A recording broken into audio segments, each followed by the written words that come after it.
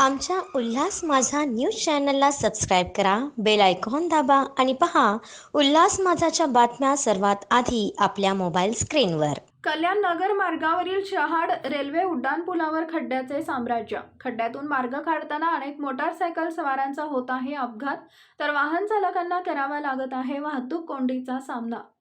कल्याण नगर मार्गावरील शहाड रेल्वे उड्डाणपुलावर खड्डेच खड्डे पडलेत. या खड्ड्यातून वाहन चालकांना मार्गक्रमण करावे लागतंय. त्यामुळे पुलावर वाहतूक कोंडी होत असून या खड्ड्यातून मार्ग काढताना अनेक मोटारसायकल स्वारांचा अपघात होत आहे. खड्ड्यात बस आणि रिक्षा आपटत असल्याने रिक्षाचं नुकसान होत आहे.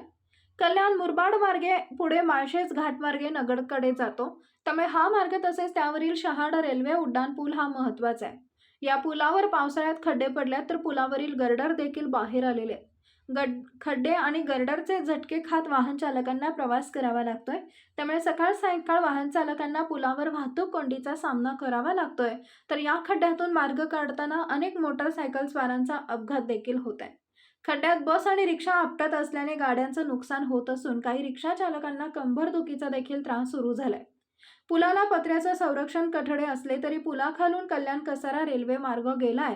रेल्वे मार्गावर अतिउच्च दाबाच्या विद्युत तारा आहेत, त्यामुळे भीषण अपघाताची शक्यता लक्षात घेऊन पुलावरील खड्डे बुजवून वाहन चालकांना दिलासा द्यावा अशी मागणी वाहन चालकांमधून होत आहे.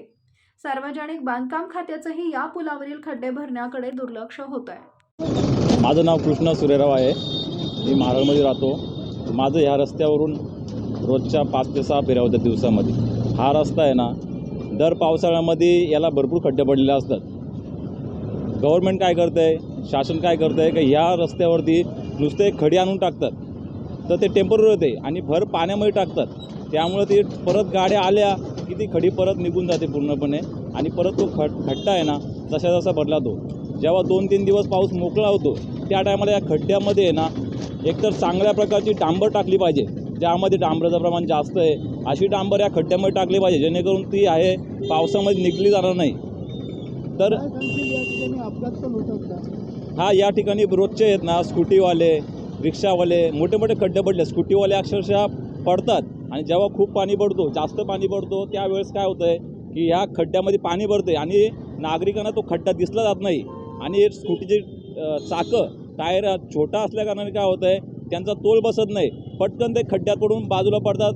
मागून जी गाडी येणारी असते ती त्यांच्यावरती अंगावरून जाते किंवा पायावरून हातावरून जाते. असे अपघात या रस्त्यावरती नेहमीच होत असतात आणि शासन याकडे पूर्णपणे दुर्लक्ष करीत आहे. आमच्या उल्हास माझा न्यूज चॅनलला सबस्क्राईब करा, बेल आयकॉन दाबा आणि पहा उल्हास माझाच्या बातम्या सर्वात आधी आपल्या मोबाईल स्क्रीनवर.